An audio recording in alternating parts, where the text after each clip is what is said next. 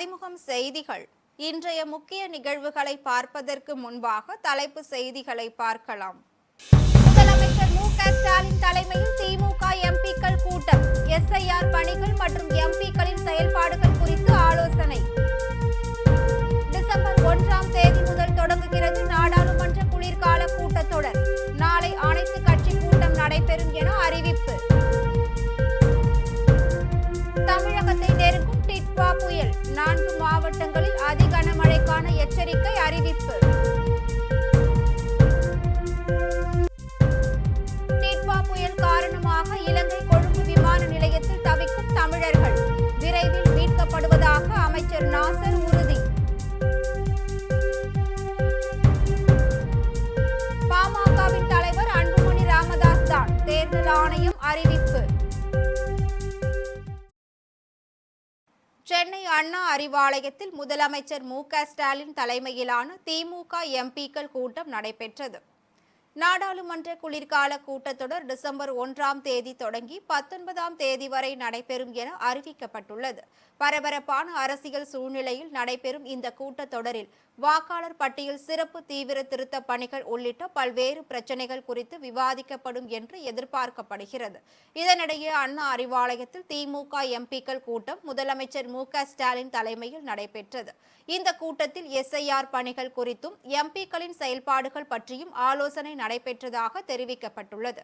வருகிற திங்கட்கிழமை நாடாளுமன்றம் கூட உள்ள நிலையில் கோவை, மதுரை மெட்ரோ திட்டம் நிராகரிப்பு, எஸ்ஐஆர் உள்ளிட்ட விவகாரங்களை எழுப்புவது குறித்து திமுக எம்பிக்கள் கூட்டத்தில் ஆலோசிக்கப்பட்டதாக கூறப்படுகிறது. பாமகவின் தலைவராக அன்புமணியின் பதவிக்காலம் 2026 ஆகஸ்ட் 1ஆம் தேதி வரை செல்லுபடியாகும் என்று தேர்தல் ஆணையம் அறிவித்துள்ளது. பாமக தலைவர் பதவி தொடர்பாக ராமதாசிற்கும் அன்புமணி ராமதாசிற்கும் இடையே கருத்து மோதல்கள் இருந்து வருகிறது. இந்நிலையில் இரு தரப்பின் சார்பாக தேர்தல் ஆணையத்தில் முறையிட்டு வந்தனர். இதனிடையே அன்புமணியின் பதவிக்காலம் கடந்த மே 25ஆம் தேதிக்குள் காலாவதியாகிவிட்டதாக புதிய தலைவராக ராமதாஸ் தேர்ந்தெடுக்கப்பட்டதாகவும் தெரிவிக்கப்பட்டது. ஆனால் தேர்தல் ஆணையத்தின் பதிவுகளின்படி அன்புமணியின் பதவிக்காலம் 2026 ஆகஸ்ட் 1ஆம் தேதி வரை செல்லுபடியாகும் என்று தெரிவிக்கப்பட்டுள்ளது. இது குறித்து செய்தியாளர்களிடம் பேசிய ஜி.கே. மணி, அன்புமணி ராமதாஸ் போலி ஆவணம் மூலம் தேர்தல் ஆணையத்தை நம்ப வைத்துள்ளதாகவும் தேர்தல் ஆணையம் மிகப்பெரிய ஜனநாயக படுகொலையை செய்துள்ளதாகவும் குற்றம் சாட்டினார். தேர்தல் ஆணையத்துக்கு 2022 குறிப்பாக 29/5/2022 கடிதம் கொடுத்தாச்சு தேர்தல் ஆணையத்துக்கு. அது யார் கொடுக்குறாங்க? மருத்துவர் அன்புமணியே கையெழுத்து போட்டு கொடுக்குறாரு. அது தேர்ந்தெடுக்கப்பட்டது மருத்துவர் ஐயா ஜி.கே. மணி, முன்னாள் தலைவர், நான், மருத்துவர் அன்புமணி, பொதுச் செயலாளர் வடிவேல் எல்லாரும் கையெழுத்து போட்டு கொடுக்குறோம். அந்த ஆவணம் இருக்குது, இப்போ இணைச்சிருக்கிறவங்களுக்கு கொடுக்குறோம். அவ்வளவு இருந்தும் மீறி மோசடியாக தேர்தல் ஆணையம் துணை போகுது. இன்னொன்று, உங்கள் மூலமாக நான் தமிழ்நாட்டு மக்களுக்கு தெரிவித்துக் கொள்ள விரும்புவது, அந்த 28/5/2022 பொதுக்குழு நடந்தது. தமிழ்நாட்டில் இருக்கிற பாட்டாளி மக்கள் கட்சிக்காரங்களுக்கு எல்லாத்துக்கும் தெரியும். தமிழ்நாட்டில் இருக்கிற ஊடக நண்பர்கள் அவ்வளோ பேர்த்துக்கும் தெரியும். தமிழ்நாட்டு மக்களுக்கு செய்தி வந்தது தெரியும். தமிழ்நாட்டில் இருக்கிற அரசியல் கட்சிகள் அத்தனை பேர்த்துக்கும் தெரியும். இன்றைக்கி மருத்துவர் அன்புமணி கூட சில நண்பர்கள் கூட இருக்கிறாங்க, அவங்களுக்கும் தெரியும். அவங்களும் பொதுக்குழுவில் கலந்துக்கிட்டாங்க. அப்போ இவ்வளோ வெட்ட வெளிச்சமாக தெரிஞ்சும் மோசடி நடக்குதுன்னு இது எவ்வளோ பெரிய படுகொலை. இலங்கையில் கனமழை வெள்ளம் காரணமாக கொழும்பு விமான நிலையத்தில் தவிக்கும் தமிழர்களை மீட்க நடவடிக்கை எடுக்கப்படும் என அமைச்சர் நாசர் தெரிவித்துள்ளார். துபாயில் இருந்து இந்தியா வர வேண்டியவர்கள் இலங்கையில் இறங்கி அங்கிருந்து விமானம் மூலம் சென்னை வரவிருந்த நிலையில் டிட்வா புயல் காரணமாக விமானங்கள் இயக்கப்படாததால் 3 நாட்களாக விமான நிலையத்தில் சிக்கி தவித்து வருவதாக கூறப்படுகிறது. இந்நிலையில் தமிழர்களை மீட்கவும் அவர்களுக்கு உடனடியாக உதவிகளை அளிக்கவும் இந்திய தூதர்களை கேட்டுக்கொண்டுள்ளதாக அமைச்சர் நாசர் தெரிவித்துள்ளார். விமான நிலையத்தில் சிக்கியுள்ளோருக்கு இலங்கை அரசு சார்பில் ஒருவேளை உணவு மட்டுமே வழங்கப்பட்டதாகவும் தெரிவிக்கப்பட்டுள்ளது. மேலும் மின்சாரம் துண்டிக்கப்பட்டுள்ளதால் அங்குள்ள தமிழர்களின் செல்போன்கள் அனைத்தும் சுவிட்ச் ஆஃப் செய்யப்பட்டுள்ளதால் அவர்களை தொடர்பு கொள்ள முடியாத நிலை உள்ளதால் உடனடியாக அனைவரும் பத்திரமாக மீட்கப்படுவார்கள் என்று நாசர் உறுதியளித்துள்ளார்.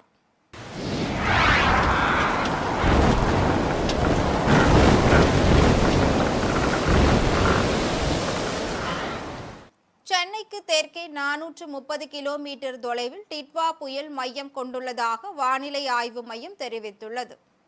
இலங்கை அருகே உருவாகியுள்ள டிட்வா புயல் வடக்கு வடமேற்கு திசையில் தமிழகம் நோக்கி நகர்ந்து வருகிறது.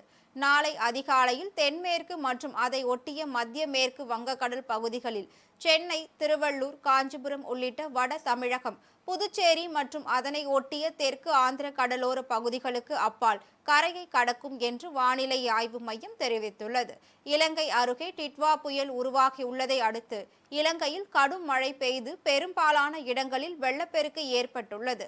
அதன் தொடர்ச்சியாக தமிழகத்தில் தென் தமிழக கடலோர மாவட்டங்களில் ஒரு சில இடங்களிலும், வட தமிழக கடலோர மாவட்டங்களிலும் ஓரிரு இடங்களிலும் கனமழை பெய்து வருகிறது. இந்நிலையில் சென்னைக்கு தெற்கே 430 கிலோமீட்டர் தொலைவில் டிட்வா புயல் மையம் கொண்டுள்ளதாக வானிலை ஆய்வு மையம் தெரிவித்துள்ளது. மேலும் நாளை அதிகாலையில் வட தமிழ்நாடு, புதுச்சேரி மற்றும் அதனை ஒட்டிய கடற்கரை அருகே வங்கக்கடலை வந்தடையும் என்று தெரிவிக்கப்பட்டுள்ளது. நாடாளுமன்றத்தின் குளிர்கால கூட்டத்தொடர் டிசம்பர் 1ஆம் தேதி முதல் தொடங்குகிறது. கடந்த கூட்டத்தொடரின் போது SIR எனப்படும் வாக்காளர் பட்டியல் சிறப்பு தீவிர திருத்தம் உள்ளிட்ட விவகாரங்களால் நாடாளுமன்றம் முழுமையாக முடங்கியது.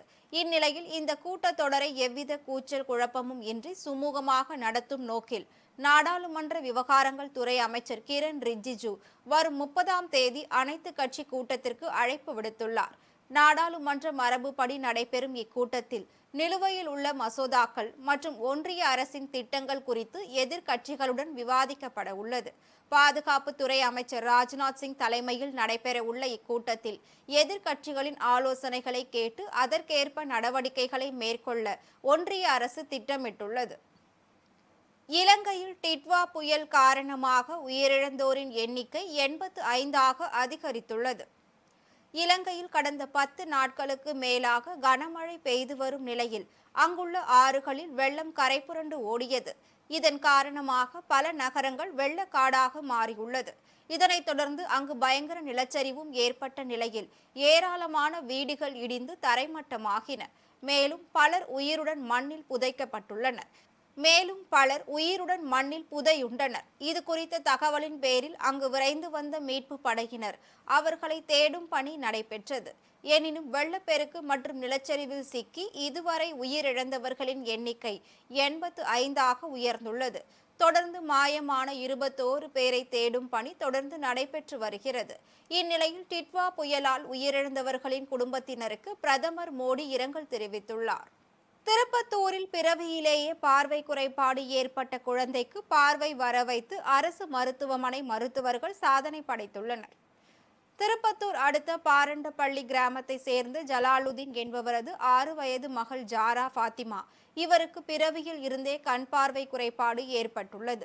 இதற்காக 6 மாத குழந்தையாக இருக்கும் போது சிகிச்சை கொடுக்கப்பட்டு வரும் நிலையில் எவ்வித முன்னேற்றமும் ஏற்படவில்லை என கூறப்படுகிறது.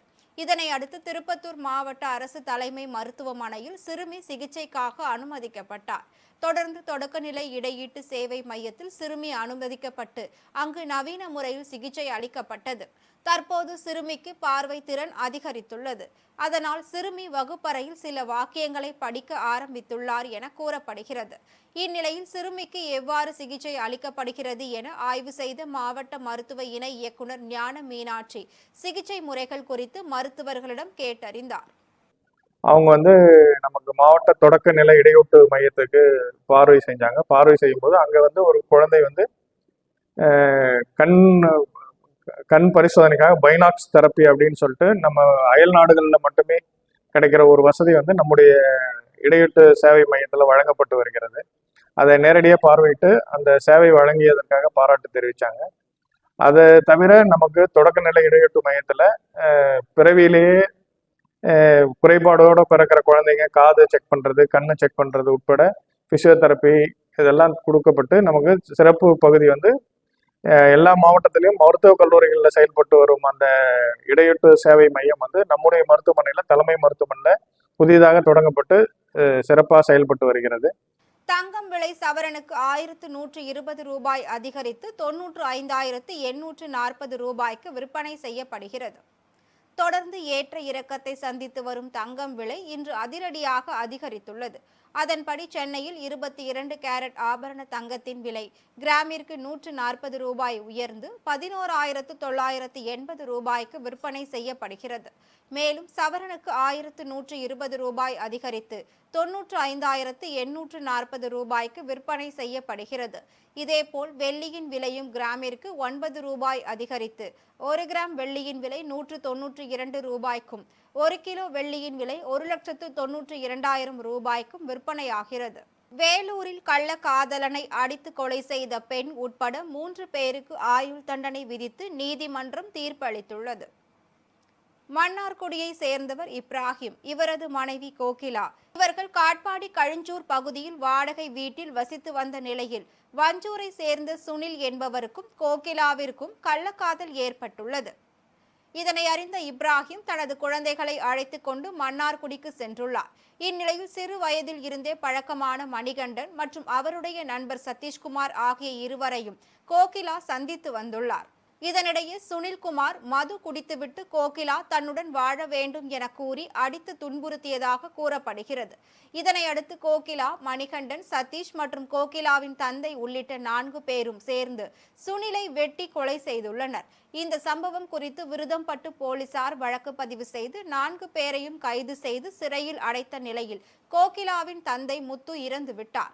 இந்நிலையில் இந்த வழக்கை விசாரித்த சத்துவாச்சாரியில் உள்ள முதன்மை கூடுதல் அமர்வு நீதிமன்றம் கோகிலா, மணிகண்டன், சதீஷ்குமார் ஆகிய 3 பேருக்கும் ஆயுள் தண்டனையும் 5,000 ரூபாய் அபராதமும் விதித்து தீர்ப்பளித்துள்ளது. மேலும் அபராதம் கட்ட தவறினால் கூடுதலாக 3 மாதம் சிறை தண்டனையும் விதிக்கப்பட்டுள்ளது. 2026 தேர்தலில் தொண்டர்கள் விரும்பும் மாபெரும் கூட்டணி உறுதி என பிரேமலதா விஜயகாந்த் தெரிவித்துள்ளார். திருப்பூர் மாவட்டம் தாராபுரம் ITI கார்னர் பகுதியில் தேமுதிக பொதுச் செயலாளர் பிரேமலதா விஜயகாந்த் உள்ளம் தேடி இல்லம் நாடி நடைபயணம் மேற்கொண்டார். முன்னதாக சர்ச் சாலை வழியாக கேப்டன் விஜயகாந்தின் ரத யாத்திரையை பிரேமலதா விஜயகாந்த் தொடங்கி வைத்தார்.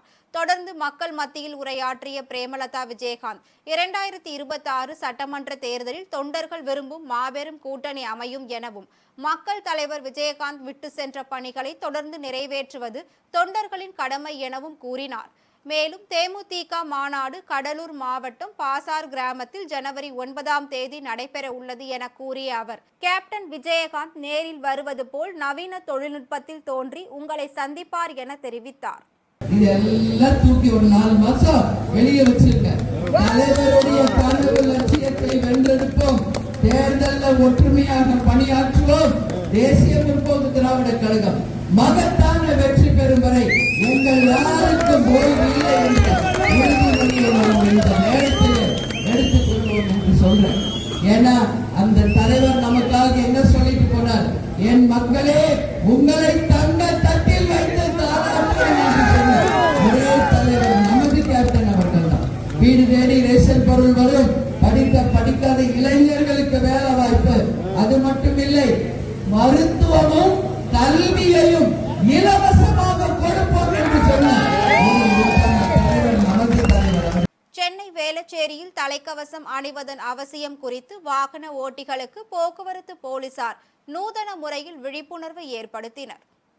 சென்னை வேளச்சேரி 100 அடி சாலையில் பெட்ரோல் பங்கிற்கு பெட்ரோல் போட வந்த வாகன ஓட்டிகளிடம் தலைக்கவசம் அணிவது குறித்து வேளச்சேரி போக்குவரத்து போலீசார் விழிப்புணர்வை ஏற்படுத்தினர். வேளச்சேரி போக்குவரத்து ஆய்வாளர் கதிரவன் தலைமையில் நடைபெற்ற இந்நிகழ்ச்சியில் வாகன ஓட்டிகளுக்கு முட்டை வழங்கி விழிப்புணர்வு ஏற்படுத்தப்பட்டது. அப்போது முட்டைக்கு ஓடு எவ்வளவு முக்கியமோ அதேபோல் தலைக்கு தலைக்கவசம் அவசியம். தலைக்கவசம் அணிந்து வாகனத்தை ஓட்ட வேண்டும் என ஒலிபெருக்கி மூலம் விழிப்புணர்வை ஏற்படுத்தி வாகன ஓட்டிகளுக்கு ஒரு முட்டை வழங்கினர். பொள்ளாச்சியில் மாநில அளவிலான கூடை பந்தாட்ட போட்டி தொடங்கி விறுவிறுப்பாக நடைபெற்று வருகிறது. துணை முதலமைச்சர் உதயநிதி ஸ்டாலின் பிறந்த நாளை ஒட்டி பொள்ளாச்சி நகர திமுக இளைஞரணி சார்பில் நகராட்சி ஆண்கள் மேல்நிலை பள்ளி மைதானத்தில் மாநில அளவிலான கூடை பந்தாட்ட போட்டி தொடங்கியது. இதில் கோவை, சென்னை, திண்டுக்கல், சேலம், கரூர் உள்ளிட்ட தமிழகத்தின் பல்வேறு மாவட்டங்களை சேர்ந்த 12 அணியினர் போட்டியிட்டனர். லீக் முறையில் நடைபெறும் இந்த போட்டியானது 4 நாட்கள் நடைபெறுகிறது. இறுதியாக திங்கட்கிழமை நடைபெறும் இறுதிப் போட்டியில் வெற்றி பெறும் அணிகளுக்கு பரிசு தொகை மற்றும் கோப்பைகள் வழங்கப்பட உள்ளது. திருவண்ணாமலையில் தீப திருவிழாவை முன்னிட்டு வெள்ளி பெரிய ரிஷப வாகனத்தில் அண்ணாமலையார் உண்ணாமுலை அம்மன் வீதி உலா சிறப்பாக நடைபெற்றது. திருவண்ணாமலை அண்ணாமலையார் கோவில் கார்த்திகை தீப திருவிழா கடந்த 24ஆம் தேதி கொடியேற்றத்துடன் தொடங்கியது. இந்நிலையில் 5ஆம் நாளையொட்டி உண்ணாமுலை அம்மன் சமேத அண்ணாமலையார் வெள்ளி பெரிய ரிஷப வாகனத்திலும், பராசக்தி அம்மன் சரஸ்வதி அலங்காரத்தில் வெள்ளி ரிஷப வாகனத்திலும், விநாயகர் வெள்ளி மூஷிக வாகனத்திலும், முருகர் வெள்ளி மயில் வாகனத்திலும், சண்டிகேஸ்வரர் சிறிய வெள்ளி ரிஷப வாகனத்திலும் எழுந்தருளி பக்தர்களுக்கு அருள் பாலித்தனர். தொடர்ந்து பஞ்சமூர்த்திகளுக்கு சிறப்பு தீபாராதனைகள் நடைபெற்றது. இதனை அடுத்து பஞ்சமூர்த்திகள் 4 மாட வீதிகளில் உலா வந்தனர். இதில் திரளான பக்தர்கள் கலந்து கொண்டு கடும் குளிரையும் பொருட்படுத்தாமல் சுவாமி தரிசனம் செய்தனர். விருதுநகர் மாவட்டம் அருப்புக்கோட்டை அருகே பெண்ணை கூட்டு பாலியல் வன்கொடுமை செய்த வழக்கில் 6 பேருக்கு ஆயுள் தண்டனை விதிக்கப்பட்டுள்ளது. அருப்புக்கோட்டை பகுதியை சேர்ந்த பெண் ஒருவர் கடந்த 2022ஆம் ஆண்டு உறவினர் வீட்டு திருமண நிகழ்ச்சிக்கு சென்றுவிட்டு உறவினருடன் திரும்பி வந்து கொண்டிருந்தார். அப்போது மர்ம நபர்கள் சிலர் உறவினரை தாக்கிவிட்டு பெண்ணை கடத்தி சென்று பாலியல் வன்கொடுமை செய்துள்ளனர். இதுகுறித்து அப்பெண் அளித்த புகாரின் பேரில் அருப்புக்கோட்டை தாலுகா போலீசார் வழக்கு பதிவு செய்து ஸ்ரீனிவாசன், பிரபாகரன், விஜய், ராம்குமார், ஜெயக்குமார், கல்லூரி மாணவர் அழகு முருகன் மற்றும் 16 வயது சிறுவன் ஆகிய 7 பேரை கைது செய்தனர். சிறுவன் மீதான வழக்கு இளஞ்சிறார் நீதிமன்றத்தில் நடைபெற்று வருகிறது. மற்ற 6 பேர் மீதான வழக்கு விசாரணை ஸ்ரீவில்லிபுத்தூரில் உள்ள விரைவு மாவட்ட மகளிர் நீதிமன்றத்தில் நடைபெற்று வந்தது. இந்நிலையில் ஸ்ரீனிவாசன், பிரபாகரன், விஜய், ராம்குமார், ஜெயக்குமார், அழகுமுருகன் ஆகிய 6 பேருக்கும் ஆயுள் தண்டனை விதித்து நீதிபதி தீர்ப்பளித்துள்ளார். மேலும் 70,000 அபராதமும் விதித்து உத்தரவிட்டுள்ளார். இந்தோனேஷியாவில் பெய்த கனமழை மற்றும் நிலச்சரிவில் சிக்கி உயிரிழந்தோரின் எண்ணிக்கை 248ஆக அதிகரித்துள்ளது. ஆசிய பகுதியில் அமைந்துள்ள தீவு நாடான இந்தோனேஷியாவின் வடக்கு சுமத்ரா, மேற்கு சுமத்ரா உள்ளிட்ட மாகாணங்களில் கடந்த சில நாட்களாக கனமழை பெய்து வருகிறது. இதனால் பல்வேறு நகரங்களில் வெள்ளப்பெருக்கும் நிலச்சரிவும் ஏற்பட்டு 2 லட்சத்திற்கும் அதிகமான மக்கள் பாதிக்கப்பட்டுள்ளனர். ஆயிரக்கணக்கான வீடுகளை வெள்ளம் சூழ்ந்து சாலை போக்குவரத்தும் துண்டிக்கப்பட்டுள்ளது. மேலும் மின்சார விநியோகமும் தடைப்பட்டுள்ளது. இந்நிலையில் இந்தோனேஷியாவில் கனமழை, வெள்ளம் மற்றும் நிலச்சரிவில் சிக்கி உயிரிழந்தோரின் எண்ணிக்கை 248ஆக உயர்ந்துள்ளது. இந்தோனேஷியாவில் நிலநடுக்கம், சுனாமி ஆகியவற்றால் பாதிக்கப்பட்டு தவித்து வரும் பொதுமக்கள் உள்ள பகுதிகளுக்கு மீட்பு குழுவினரால் செல்ல முடியவில்லை என கூறப்படுகிறது. இதனால் பலியானோர் எண்ணிக்கை அதிகரிக்கக்கூடும் எனவும் அஞ்சப்படுகிறது. இதில் வடக்கு சுமத்ரா மாகாணத்தில் மத்திய தபனுலி மாவட்டம் கடுமையாக பாதிக்கப்பட்டுள்ளது. மற்ற பகுதிகளிலும் பாதிப்பு ஏற்பட்டுள்ளது. 100க்கும் மேற்பட்டோரை காணவில்லை. 3000த்திற்கும் மேற்பட்டோர் அரசு நிவாரண முகாம்களில் பாதுகாப்பாக தங்க வைக்கப்பட்டுள்ளனர். தொடர்ந்து மீட்பு பணிகளில் ராணுவ வீரர்கள், பேரிடர் மீட்பு குழுவினர் ஈடுபட்டு வருகின்றனர். மீண்டும் தலைப்பு செய்திகள். முதலமைச்சர் மு.க.ஸ்டாலின் தலைமையில் திமுக எம்பிக்கள் கூட்டம். எஸ்ஐஆர் பணிகள் மற்றும் எம்பிக்களின் செயல்பாடுகள் குறித்து ஆலோசனை. டிசம்பர் 1ஆம் தேதி முதல் தொடங்குகிறது நாடாளுமன்ற குளிர்கால கூட்டத்தொடர். நாளை அனைத்து கட்சி கூட்டம் நடைபெறும் என அறிவிப்பு. தமிழகத்தை நெருங்கும் டிட்வா புயல். 4 மாவட்டங்களில் அதி கனமழைக்கான எச்சரிக்கை அறிவிப்பு.